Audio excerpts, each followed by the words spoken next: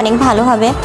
তবে একটা বিষয় ফলো করলাম যে আগে সবাই লাল সাদা ড্রেস করতো এই নববর্ষের প্রথম দিনে, কিন্তু আজকে সবাই বিভিন্ন কালারের ড্রেস করছে। তো যাই হোক, আমার ফ্রেন্ড এইভাবে আমার হাত ধরে হাঁটছিল আর সবাই তাকিয়ে তাকিয়ে দেখছিল, আর এটাই হয়তো ভাবছিল যে এখনকার যুগে ছেলেমেয়েরা জিএফবিএফ এর হাত ধরে হাঁটে আর এরা দুজন মানে ফ্রেন্ডের হাত ধরে হাঁটছে। তো আমরা ডিসি কোর্ট থেকে চলে আসি এবং আমরা কুষ্টিয়া পৌরসভায় আসি শেষে। তো এখানে এসে দেখলাম কুষ্টিয়া পৌরসভা এত সুন্দর করে সাজিয়েছে আর এত ভিড় ছিল, এত গাড়ি আর বিভিন্ন বয়সের মানুষ ছিল এখানে। তো এখানে এসেও আমরা অনেক ভালো উপভোগ করছি।